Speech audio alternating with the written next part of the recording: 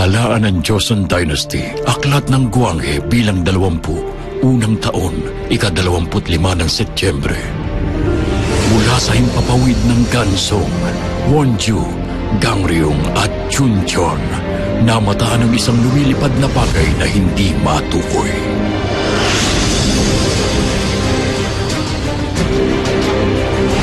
Napakalaki ng bagay na ito at kumikilos na kasimbilis ng palaso ng pana. Kasabay ng dagundong ng kulog, ito'y naglaho sa isang kisap mata. Noon ay maaliwalas ang himpapawid, wala ni isang ulap. Tama na! Tumigil ka na nga sa pag-iyak! Naaawa lang po ako sa sinapit ng binibini. Sa kanyang murang edad, naging balo na siya. Baka marinig ka. 15 taong gulang pa lang siya. Hindi man lang niya nakilala ang kanyang asawa. Habang buhay na siyang magiging balo. Bakit gano'n ang kautusan? Diyos ko!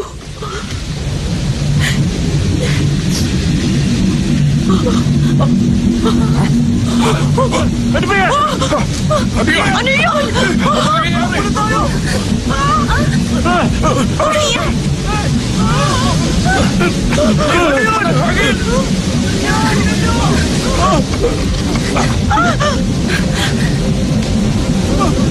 Ano ba yan? Mamatay! Ano gagawin natin? Halika na! Lumigan na! Ginoo! Ginoo! Inutusan niyo ako! Iligtas niyo ako sa kapahamakan! Kailangan ito makalabas! Ito na kayo, bilis!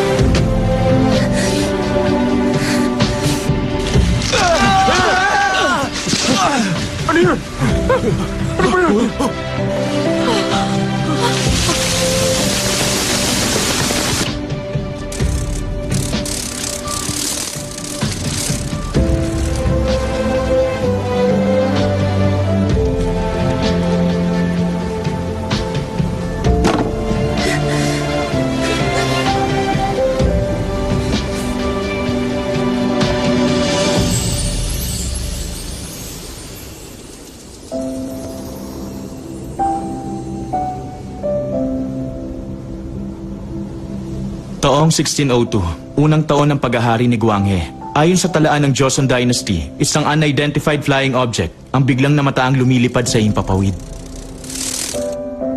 Yun mismo ang sasakyan na nagdala sa akin sa Joseon. Ang bituing yun ay pinangalanan ng sangkatauhan ng KMT 184.05. Ang planetang yun ay katulad ng planet Earth. Yun ang pinagmulan ko. Noong Joseon Dynasty, ang bayang ito ay tinatawag na Hanyang, na kalaunan ay kinilalang Seoul. 400 taon na akong naninirahan dito. Sa magnetic field, gravity at tubig, hindi na ako naaapektuhan. Nasanay na ako makibagay sa planet Earth.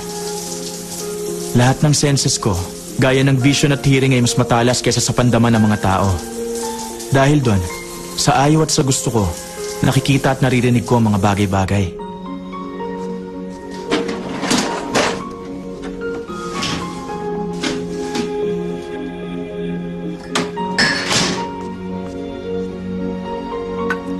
Wala akong paboritong pagkain at hindi ako pwede makipagpalit ng dugo o ng kahit na anong likido ng katawan sa mga tao. Kaya, lagi akong kumakain na mag-isa.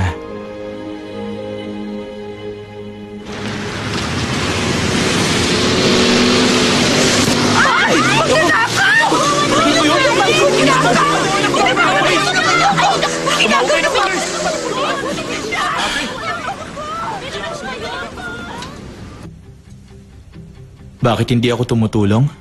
Baliwala naman kasi kung makialam pa ako sa buhay ng mga tao. Nagmula ako sa ibang planeta.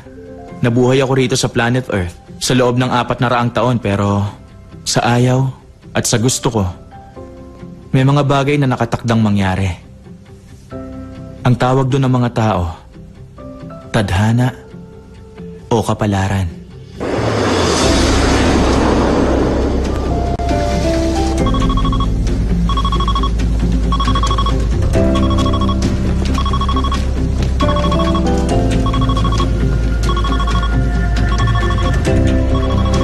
Ison.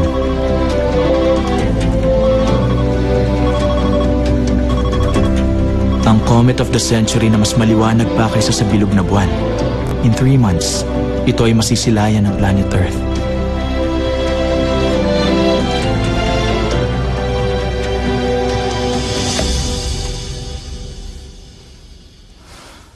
Isang bagong tadhana ang nakatakdang maganap. Ang kometang matagal ko nang hinihintay, darating na sa planetang to. 3 buwan na lang at makakabalik na ako sa pinanggalingan kong planeta.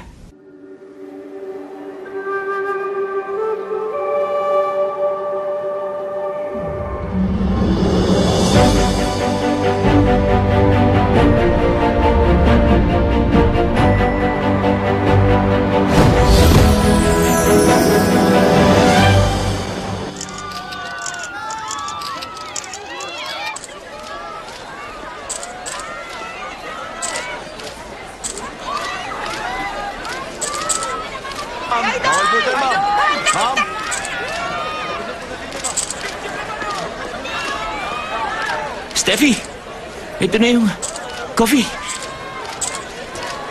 Mocha latte? Oo, di ba yan yung pinabili mo? Excuse me lang.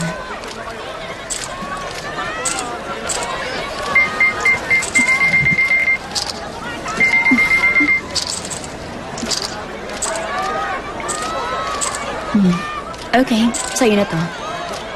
Ha? Salamat po, Miss Steffi. Steffi, 200 meters ang tinakbo ko para mabili lang yan. Teka, ilang calories ba ang mocha latte? Baka kailangan ko pa itong i-burn in 2 hours. Tama, yun ang dapat. Ayaw mong matawag na tabachoy, di ba? Siyempre naman. Naglipat ka na? Oo, ang bilis ko. Binantayan ko pa yung mga tagalinis ng bahay na lilipatan mo. Steffi, ano yung ginagawa mo? Nagpa-post para sa fans ko. Nag-i-SNS ka na naman. Ano na naman ang pinost mo? Sweet mocha latte is the best in the afternoon. Alam ko na ngayon kung bakit nagsmagal ng mocha seed sa Korea si Sir Moon Ik-jung. Ang galing mo talaga, sir. Thank you. Teka lang. Sinong Sir Moon Ik-jung? Yung taong nagparami ng mocha seeds, hindi mo kilala? Nagdala siya dito ng mocha seeds nung galing siyang China noon. Kaya nagkaroon tayo dito. Genius yon, kaya dapat mong hangaan. Hindi mocha seeds ang dinala niya. Mokwa seeds yun!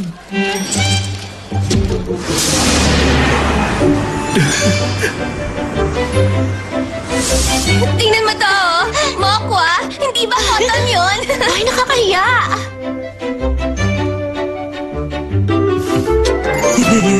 Bobita talaga.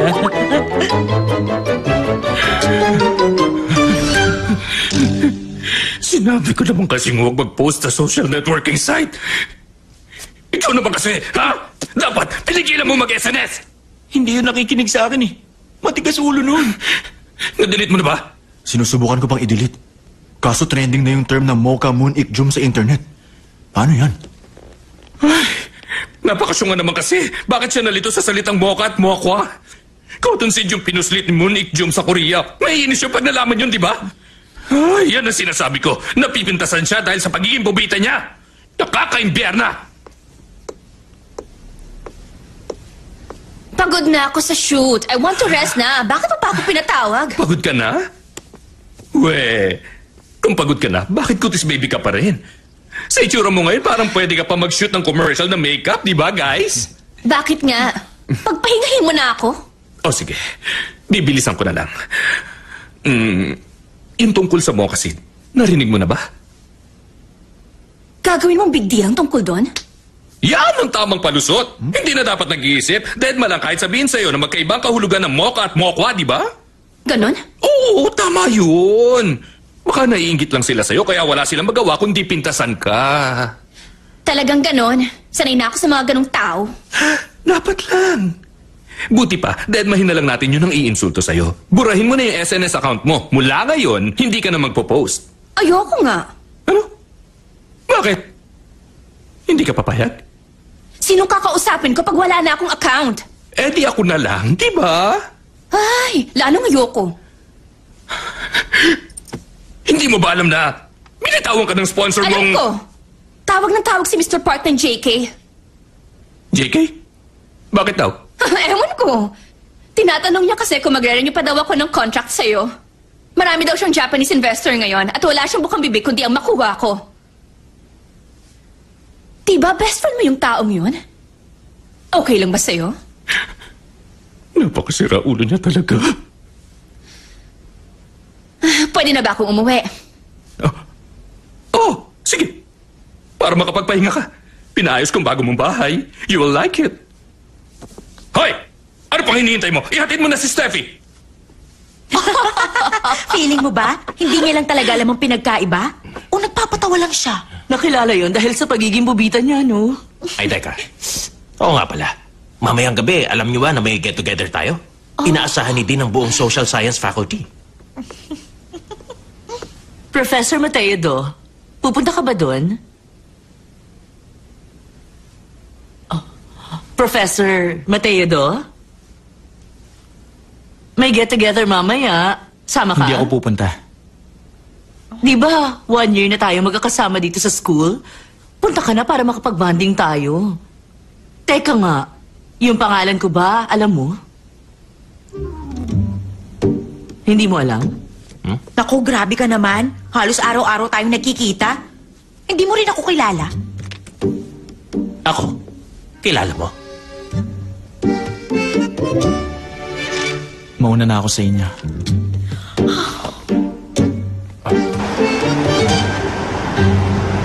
Steffi, i-delete mo na yung account mo. Ayoko sabi. Hoy, 20,000 ang friends ko doon. Nakakahiya. Hindi totoong kaibigan yun. Malay mo sila pala yung laging namiminta sa'yo. Iba last month lang, pinagtawanan ka tungkol sa garlic pizza comment mo. Hi, friends. Parang minaamoy akong bawang dito sa garlic pizza ko. Bakit kaya ganun? Yung garlic, hindi mo alam ang ibig sabihin kaya pinagtawanan ka ng mga tao. Bakit post ka pa rin ng post? Alam mo ba napapahama ka lang dahil sa ginagawa mo? Ang ayoko lang naman, mapintasan ka ng fans mo. Wala akong pakialam sa pamimintas nila sa akin. Steffi, aaminin ko sa'yo ang totoo. Sana naman huwag ka magtatampo. Yung mga sikat na tulad mo, hindi dapat nakikipag-chat sa fans. Baka sa pananalita mo, lalo kang hindi igalang. Dapat misteryoso ang pagkatao mo. Hindi mo na Tama kailangan, na. Aray. Mag-drive ka na lang. Ay,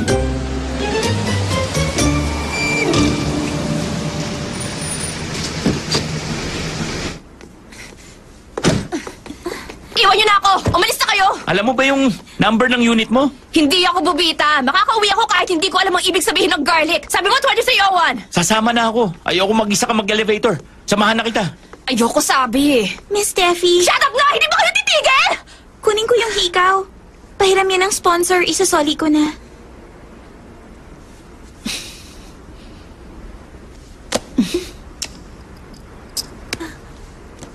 Okay na? Masaya ka na? Okay lang bang mag-isa yun? Dati kasi, nung mag-isa siyang nag-elevator, may bumastos sa kanya. Yun lang ang inaalala ko. Pero, yung bumastos sa kanya, 8 linggong na ospital. Paulit-ulit niya kaya sinapak yun gamit ang cellphone niya. Hindi niya talaga tinigilan. Naku, nakakawa. Noon lang ako naawa sa taong nang bastos.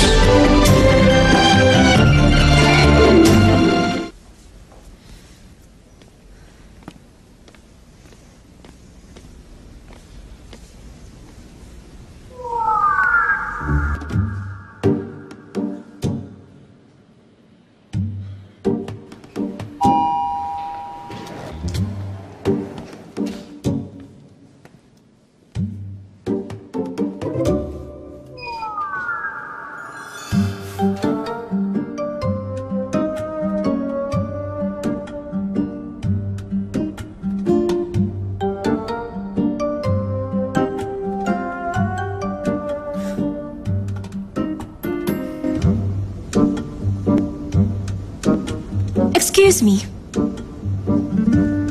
Na-starstruck ka?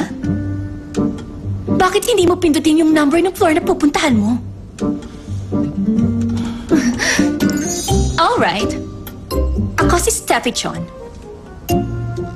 Kanina mo pa ako sinusundan, no?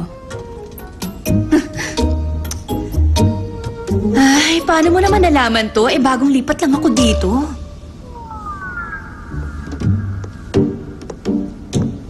Ano ba kasing gusto mo? Magpa-autograph? Magpa-picture?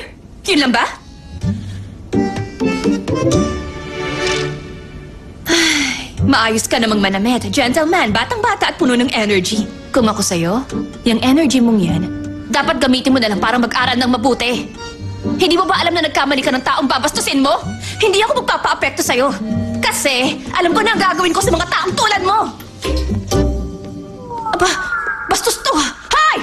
Pupunta ka pa sa unit ko, ha? Hay, saan ka pupunta? May sarili ka pa ng unit. Naku, magkapit-bahay pala tayo. Diyan ka pala nakatira? Sorry. Kalilipat ko lang sa 2301. Yun ang unit ko. Neighbor pala kita.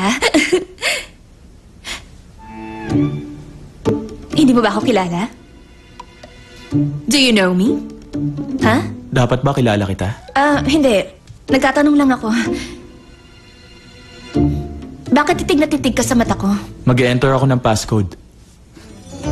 Oh, sorry. Okay, sorry.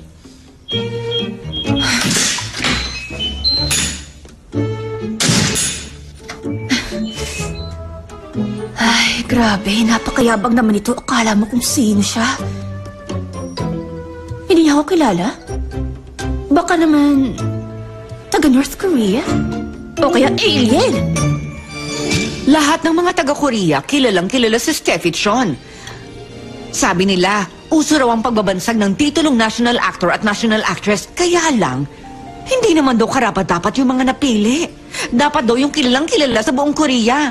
Hindi ko mo nagkaroon ka ng isang sikat na palabas, pwede ka ng bansagan na national actress. Tama yun. Dapat si Steffi Chon ang maging national actress. Hindi ba nga? Halos sabay-sabay pumasok sa showbiz sa mga anak natin. Pero ang sumikat lang, sina Steffi at Lucy. Siya nga pala, di ba may bagong drama series si Steffi? Inalok siya ng movie. Kaso si Direk Joseph Bong, nakiusap na mag-drama siya. Kaya yun na lang ang pinili niya. Uy, oo nga pala, makakasama niya doon si Lucy. Talaga? Hindi ko nabalitaan yan ah. Oo, totoo yan. Ang role niya, magiging kaibigan siya ng anak ko. Bida lang kasing nababalita sa news eh. Di ba? Ngayon lumipat ang bahay si Steffi? Lumipat? Ano ka ba? Lumipat yung anak mo. Hindi ba sinabi sa'yo? Ano? Aba, syempre, sinabi sa akin. Nagpaalam sa akin yon. Dadalawin ko nga sana. Kaya lang, sabi niya, ayaw daw niya na maabala pa ako sa mga lakad ko. Saan na siya lumipat? Ha? Dun sa Chudong. Sa Dechidong. Doon sa Gold Palace. Oo nga. Alam ko nga, sa Dechidong. Nagkamali lang ako. Tao lang. Visit.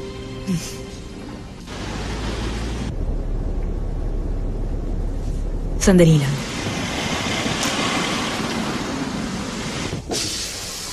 Lionel, sakay ka na, iyahatid na kita. Wag na. Okay lang ako. Mag-aaral ka kasing magmaneho. O kaya hingi ka ng driver sa anak mong national actress. Kawawa ka naman kasi. Binibigyan ako ng driver ni Steffi. Kaso tumatanggi lang ako. Ayoko kasi na sa bawat lakad ko, may driver na buntot ng buntot sa akin. Tsaka napakarami namang taxi rito. Ikaw ang bahala. Ingat ka na lang sa pag-aabang mo. Sige. Bye.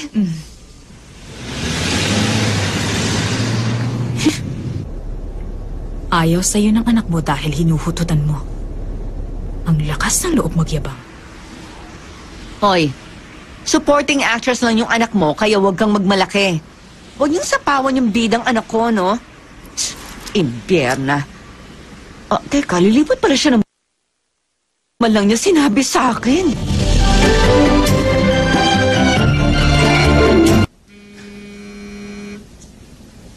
Umiral na naman ang pagkabobita ni Steffi. Ignorante, hindi nag-iisip, napakabobo. Batang-bata pa pala to. Halata sa screen name niya eh. Nagpa-botox ka siguro ng utak. Kaya nawala ang pulubot sa utak mo at naging bobo ka.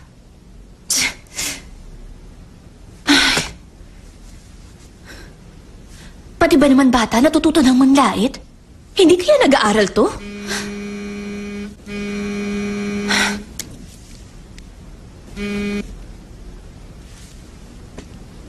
Hello, Ma? Pambihira ka?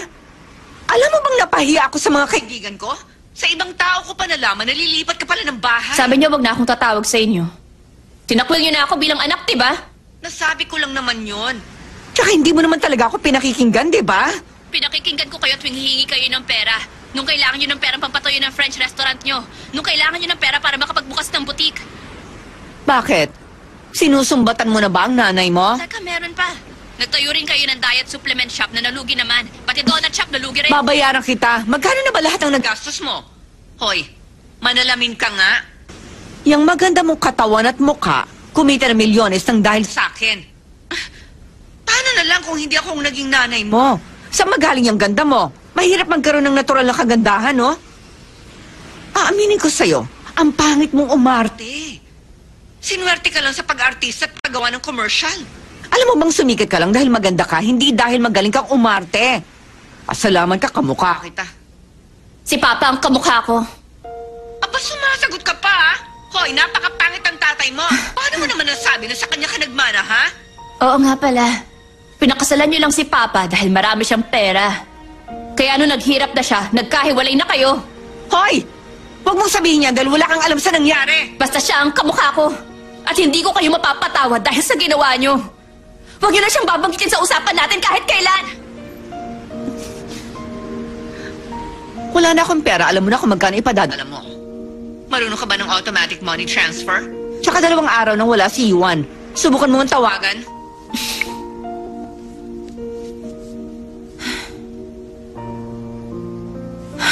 Nasaan na naman si Yuan? Naglayas na naman? Ay, nag-finish natin, oh. Si Ate Steffi.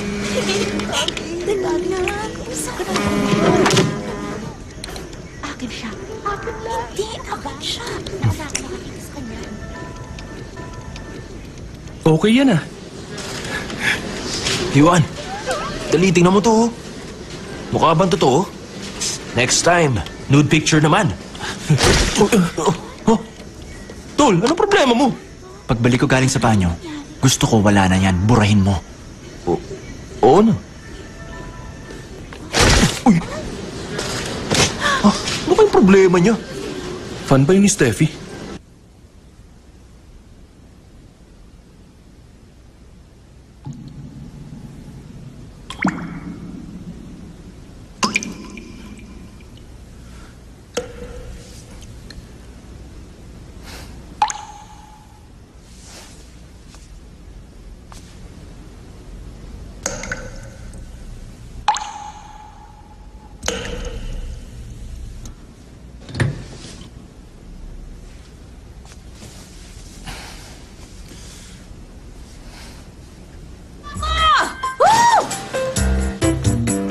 Pakinggan niya!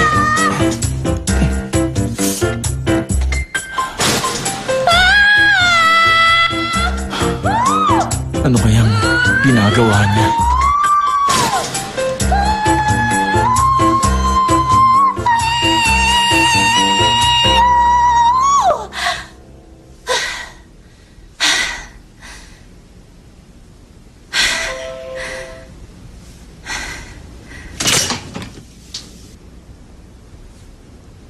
Anong kailangan mo? Miss, alam mo ba kung anong oras na ngayon? Gabi na. Siguro, pasado 10:00 na. Kahit magaling kang kumanta, hindi ka na dapat nang bubulaho ng ganitong oras. Narinig mo ako? Soundproof ang wall dito, kaya dito ako lumipat. Pasensya ka na. Lalo na kung sintonado ka pa sa pagkanta. Nakakaistorbo ka. Alam mo ba na violation yan? Ha? Marereklamo ka ng pambubulahaw sa gabi. Magmumulta ka pag may nag-report sa'yo. Kahit kapitbahay mo ako, may plano kang ireklamo ako? Dahil lang sa pagkanta? Wala akong plano. Pero common sense naman na hindi ka dapat kumakanta So pag you alam mean mong... wala akong common sense at tanga ko? Ibig kong sabihin... Ibig mong sabihin, napaka-bobo ko, napaka-ignorante, bobita, stupido. Hindi ako nag-iisip, napakatanga, na nagpabotox ako ng utak kaya nawala ang mga kulbot, di ba? Siguro, yun ang gusto mong palabasin! Alam mo ba? Isang mansanas at kalahatang repolyo lang ang kinain ko sa buong maghapon, pero kailangan kong ipakita na busog ako. Huwag lang ako mapintasan ng ibang tao. Kaso, kahit pala nasa bahay na ako, lalaitin pa ako ng mabait na kapitbahay ko dahil ang sintonado ako. Bakit? Bawal bang kumanta? Maghapon ako napagod kaya gusto ko mag-release ng stress. Kahit nasa bahay, papabawalan mo pa ako? Isang mansanas at kalahatang repolyo lang ang kinain ko sa...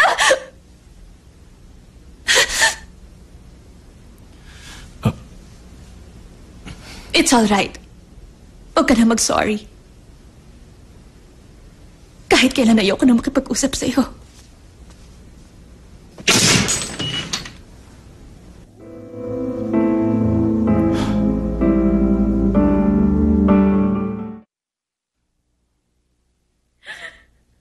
Inaaway niyo ako kahit wala akong ginagawang masama sa inyo. Bakit? Kayo pa hindi nagkakamali? Matatalino ba kayo? Sabi niyo ako ang pinakamaganda. Sabi niyo ako ang favorite niyong artista. Yung pala. Pipindasan niyo ako pag nakatalikod ako. Sinungaling pala kayo eh.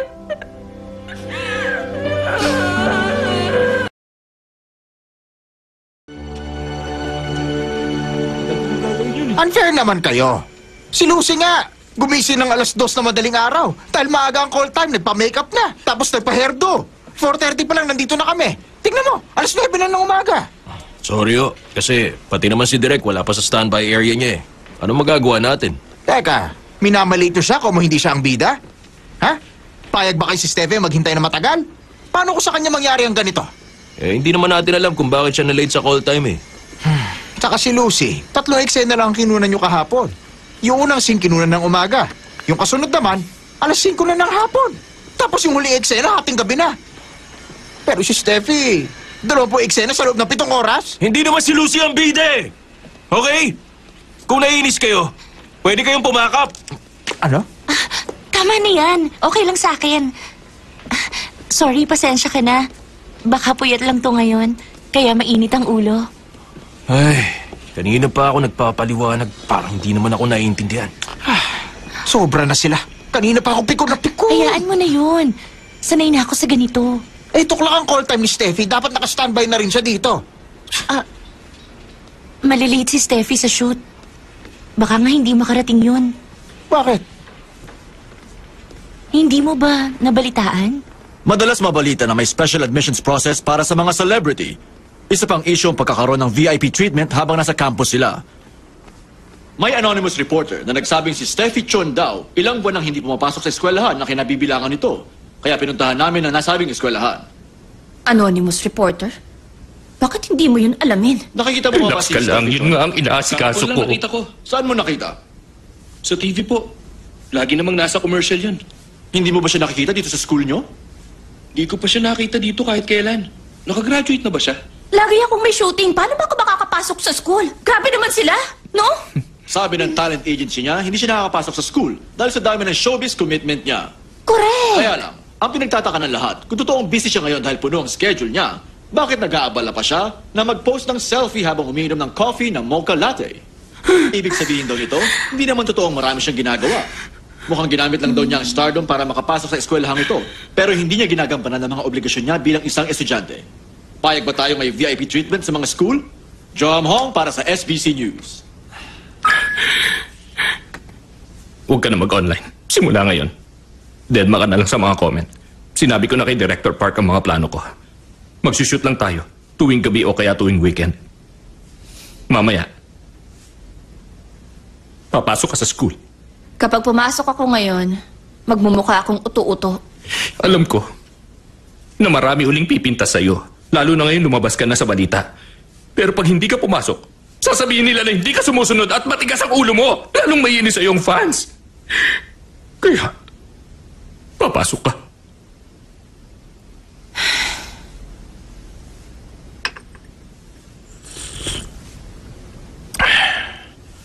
Anong oras ang dating ni Winston sa airport? Baka dumating na yan. Ang billing ko kasi sa kanya, mag-aral lang mabuti. Pero puro babae pa lang inaatupag. Napakatigas ng ulo. Kamusta yung lupang pagtatayuan ng shopping mall? Hindi pa rin ba ibinibenta ng may-ari hanggang ngayon? Hindi pa. Nahihirapan pa din ako na kumbinsihin ang may-ari. Gawa mo na yun ng paraan bago mag-shareholders meeting. Yes, sir. Dad, maayos ko ho yun. Paano? Yung may-ari kasi ng lupa, kamamatay lang pala. Ha? Na-aksidente sa kalsada. Nakatulog habang nagmamaneho. Ganun ba? Maswerte tayo. Alam niyo, sa totoo lang, ngayon lang ako natuwa na meron taong namatay. Wala na tayo masyadong magiging problema. Tama ka doon. Balita ko, gusto kong ibenta ng anak yung lupa dahil nangangailangan ng pera. Ganun ba? Congratulations, Dad. Si Winston, tawagan mo na. Kumain tayo sa labas. Opo.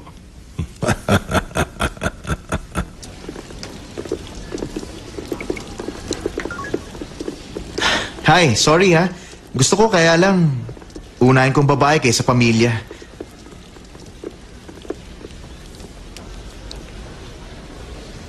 Inis na inis siguro to.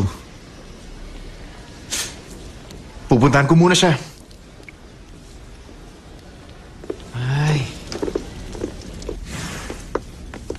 Salamat. Una na kami. Alis na kami. Bye. Ingat sa hagdan, kapit ka sa akin.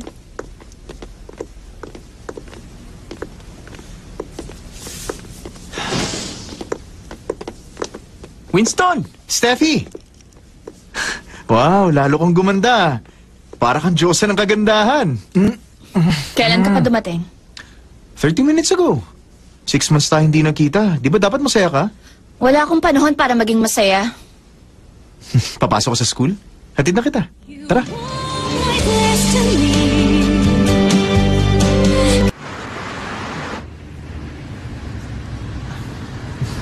Mukhang saya-saya mo ngayon, ah. Siyempre naman. Ayusin mo na schedule mo. Pagka-graduate mo next year, pwede na tayong magpakasal. Ay, nako. Sana pala nag-taxi na lang ako. Ay, ano ka ba? Wala kang planong magpakasal? Sinabi ko bang wala? So mag-aasawa ka? Siyempre naman. Kung ganun, pakasalan mo na ako. Ngayon na, para masaya. Para matali na ako sa'yo. Balang araw ikakasal din ako, pero hindi pa ngayon. Bakit? Baka pag may asawa na ako, mga pangmatandang role na ang makuha ko. Hindi yan. Pagkasal na tayo, pwede ka pa sa mga melodrama at sa romantic comedy. Pag walang nag-offer, si Daddy ang gagawin natin producer. Ayoko ng mga romantic comedy. Gusto ko puro melodrama lang. Drama lang? Bakit? Ayaw mo? Hindi. Okay lang naman.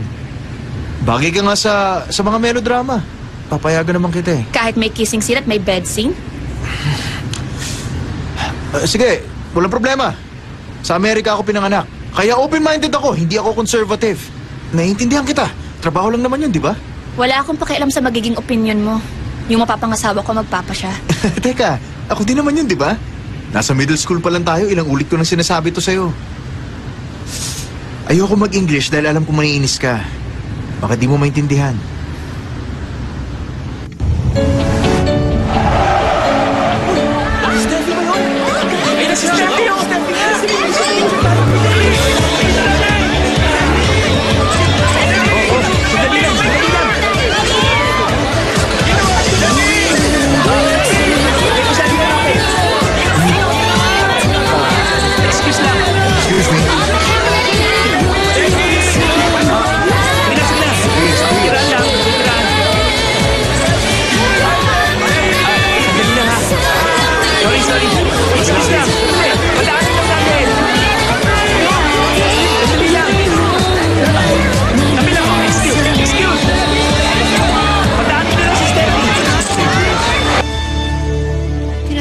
Pasensya na. Hindi na muna siya magpapapicture, ha? Itago niyo muna yung phone niyo.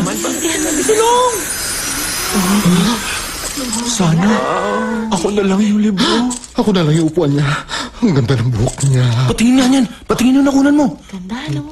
Totoo pala. Retokada yung ilong. Halata Pati yung baba.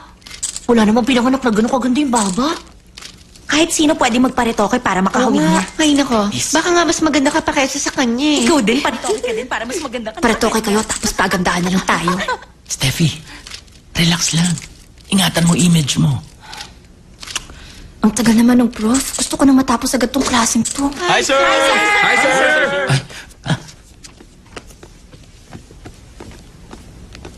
Kapitbahay ko yun ah. Bakit nandito? Kilala mo siya? Kilala ko. Kapitbahay ko. Ba't siya nandito? Eric, go. Okay nga yun eh. Hindi naman drama class to, kaya mahihirapan ka dito. Clark Union. Nire-take mo ang class na to. Dahil F ang grade Jojo mo Bang. noon. Here, sir. Ipapasa ka niyan dahil wala ka namang atraso, di ba? Joey Wang. Sa bagay, kahapon ka lang lumipat. Kaya safe na safe ka pa. Yun nga ang problema ko eh. Maayos ka namang manamit. Batang-bata at puno ng energy. Kung ako sa'yo, yung energy mong yan, dapat gamitin mo na lang para mag-aral ng mabuti. Bakit? Kahit kapitbahay mo ako, may plano kang reklamo ako? Siguro nagpabotox ako ng utak kaya nawala ang kulubot, di ba? Siguro, yun ang gusto kong kalabasin!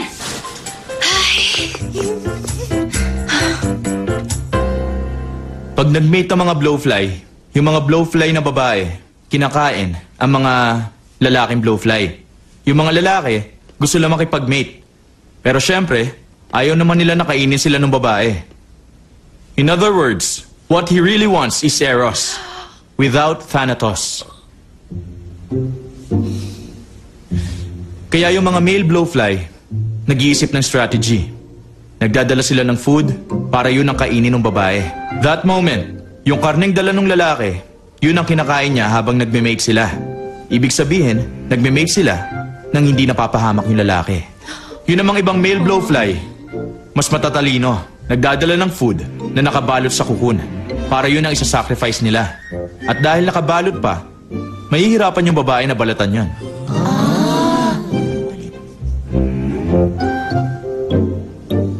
At dahil successful sila sa ganong paraan, yung mas smart na blowfly, binabalot ang dalang pagkain sa kukun na walang laman. Para mapaniwala nila yung babae. Pero pag nalaman ng babae yun, siguradong lagot yung lalaki. Yung mga babaeng blowfly, Oras na mahawakan yung bigay ng lalaki, inaalog nila yun agad para malaman kung meron ng laman. Yung pinakamatalinong lalaking blowfly, ang nilalagay sa loob, yung mga sariling dumi nila. Pareho lang kasi ng weight. Saan kanina?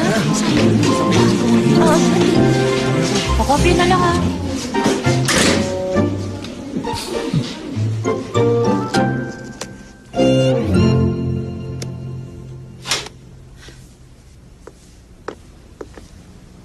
Professor! Ay, ikaw pala yan. Hindi kita namukhaan kasi parang bumata ang itsura mo eh. Magkikita pala tayo ngayon dito. How exciting, no? Natutuwa ka? Oo naman, no? Ba't naman hindi? Ay, dahil ba sa nangyari kagabi? Nagulat ka sa akin, no? Pagpasensyahan mo na ako, ha? Alam mo, ang totoo kasi niyan, paminsan-minsan may pagka-bipolar ako, eh. Marami namang ganong tao sa panahon ngayon, di ba?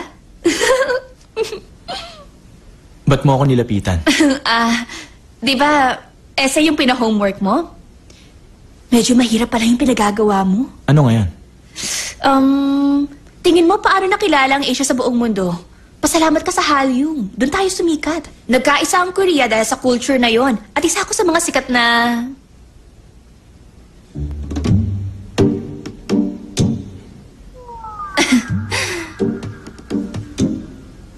Okay. Ganito na lang. Buti pa, diretsahin na kita. Bising-busy ako sa pag-shoot ng drama pero binatikos pa nila ako sa news kahapon. Kaya napilitan ako pumasok ulit sa school. Wala akong time para sa assignment. Tulungan mo naman ako. Please naman, oh. Huwag mo nang ipagawa sa akin yun. Alam kong naiinis ka dahil may atraso ako sa'yo. Pero nagkataon lang naman yun. Hindi ko akalain na magkapit bahay tayo, tapos ikaw pala ang professor ko. Malay mo, maging banding natin to. Tatanawin ko tong malaking utang na loob. Alam kong bahalang araw makakabayad din ako sa'yo. Diba ang sarap ng feeling na nakakatulong?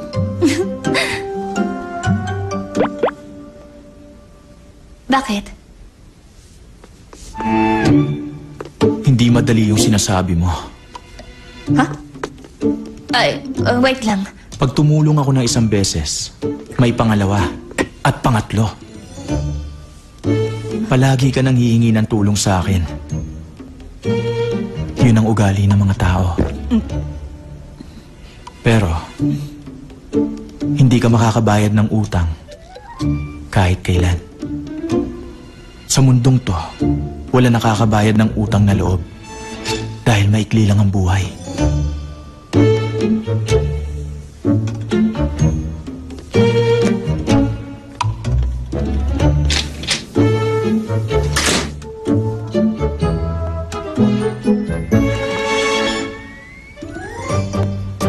Ba't kaya ang sungit nun? Kung magsalita, akala mo matanda na? Eh halatang halata naman na mas bata siya kaysa sa akin.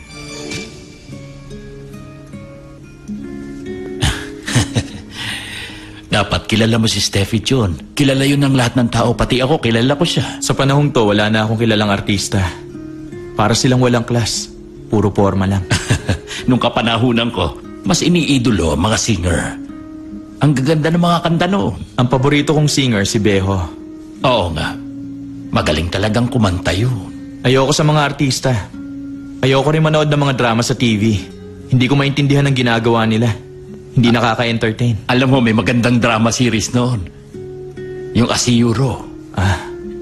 Tama. Maganda nga yun. Kumusta na yung bagong law office na ipinatayo mo? Ayos lang. Puro pro bono cases. After 3 months, yung death certificate ko, baka sakali magamit ko na. Na naman. Akala ko ba, every 10 years lang ang routine? Nakaka2 taon pa lang, di ba? Umamin ka, may problema ba? Alam kong hindi magkakaproblema dahil magaling kang abogado. Sa tingin ko, ito na ang huling ipagagawa ko sa'yo. Ano? After 3 months, babalik na ako sa pinagmulan ko. Sigurado na yan. Salamat sa lahat ng tulong mo.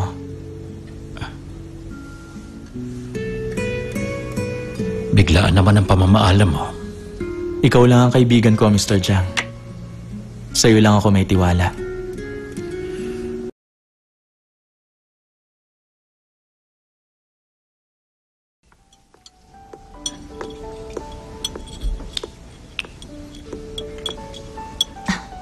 So, mula ngayon hindi ka na babalik doon? Hindi ako magaling sa pag-aaral eh. Wala akong pakinabang sa economy. Dapat nga, magsilbi ka na lang sa sarili mong bayan. Meron akong ibang plano.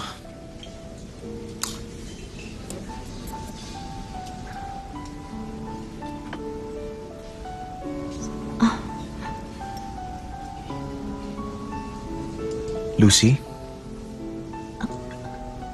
Ha? Ikaw ang magiging witness. Magpo-propose ako.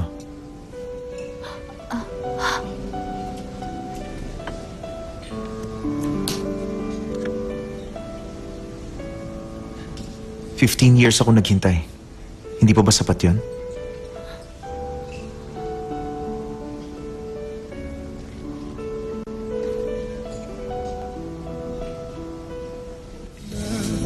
Naalala mo itong litrato natin? Ito lang ang naitabi ko dahil ayaw na ayaw mong kinukunan ka. Ganun pa rin ang itsura mo. Ako lang ang tumanda. 30 years ang lumipas pero wala kang pinagbago. Gwapo ka pa rin. Kaya nga, hindi ako mahilig makipagkaibigan. Ito ang dahilan. Napakadaling tumanda ng mga tao. Tapos nun, mamamatay na. Napag-iiwanan lang ako.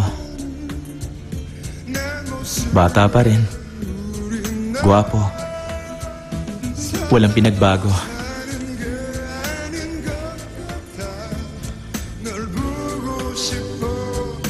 Sana kahit wala na ako, mabuhay ka pa. Nga pala, meron akong gustong itanong sa'yo. Nung unang araw na makarating ka dito, bakit hindi ka agad bumalik sa pinagmulan mo? Nagkaroon ng aksidente. Dahil doon, hindi ko nagawang bumalik. Meron kasing isang babae. Sinong babae yun? Siya ang unang tao na nagregalo sa akin.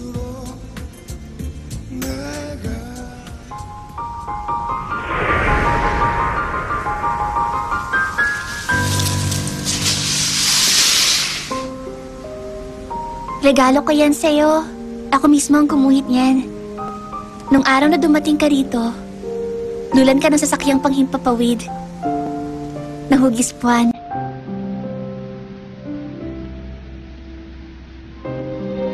Umamin ka. Ikaw ba ang tinatawag nilang kamatayan?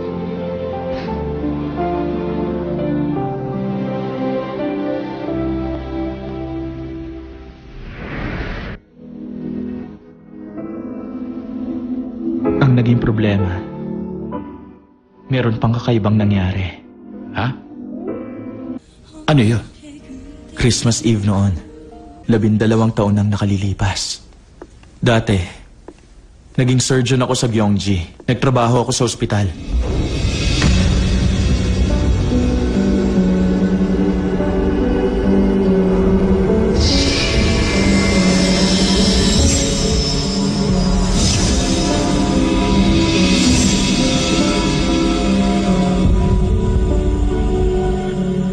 Noon ko unang naranasan yon. Kamukha ba siya ng babaeng sinasabi mo na nakita mo? 400 taon na ang nakakalipas. Oo. O tapos, pinuntahan mo ba yung lugar kung nasaan siya?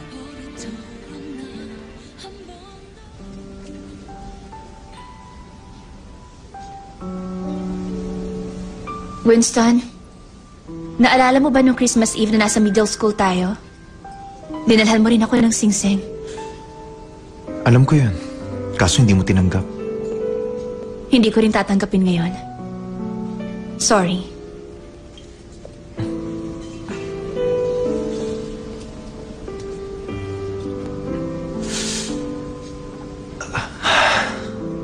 Sanay na ako sa pagtanggi mo. Hindi na ako masasaktan. Kaya lang, sabihin mo sa akin kung anong dahilan. Ayaw mo sa akin? Yun lang? Yung mukha ba niya, naalala mo? Sino?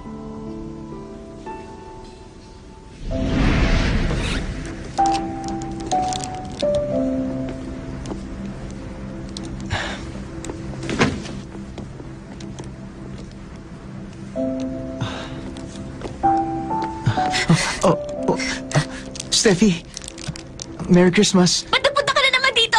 Umalis ka na! Layuan mo na ako! Steffi! Steffi! Steffi John! Huwag kang lalapit sa akin! Layuan mo na ako!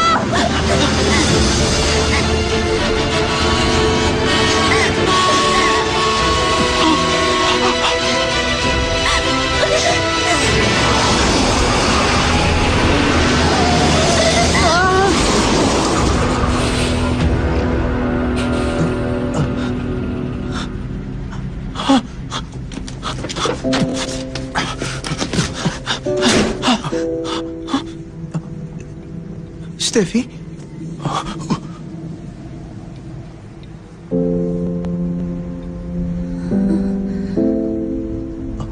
Steffi!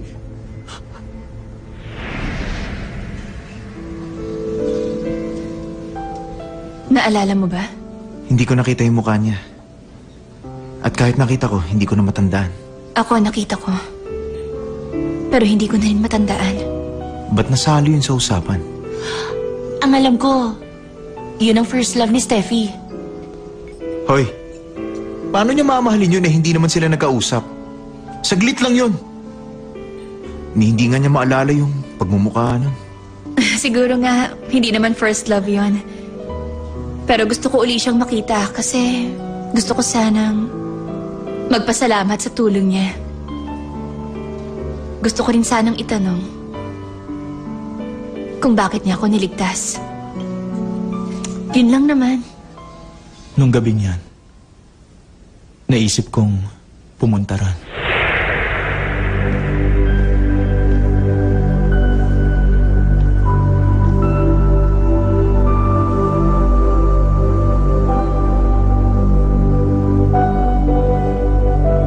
Steffi!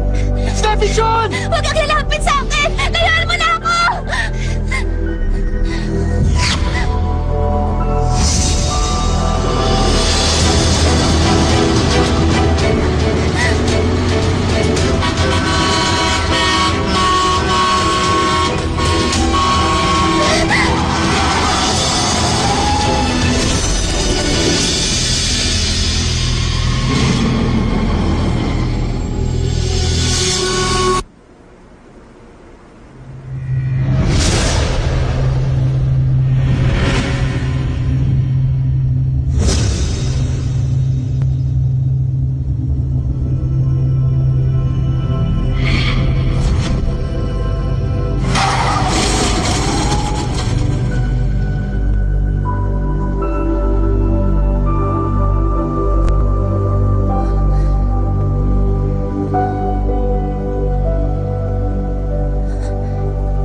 Sino ka? Anong ginawa mo?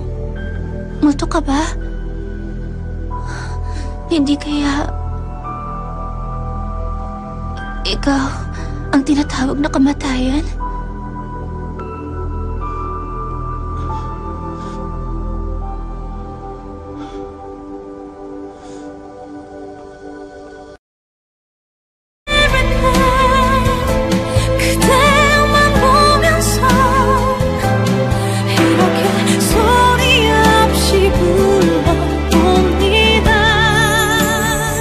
뭔 스페셜? 천송이 스페셜이요. 밖에서나 스타죠. 학교에선 평범한 학생일 뿐이랍니다. 천송이 씨, 베껴쓰기, 짝입기, 복사에 붙이기 다 했네요. 빵점입니다. 그쪽 몇 살이세요? 대답을 해야 되나? 천송이도 사람인데 실수할 수 있는 거 아닐까요? 나쁜 새끼. 12년 전에 만났다던 그 아이 찾아보고 있습니다. 만나야 할 이유가 있다면 만나지지 않겠습니까? 열려라 차게! 도쌤! 저 싸가지, 바가지 저거. 어린 놈이 강단 서니까 배는 게 없네. 천재면 뭐래, 하버드면 뭐래. 얘가 사회성이 없잖아, 사회성이. 저 자식이 군대를 안 갔다 와서 저런 물정 모르는 놈한테는 군대가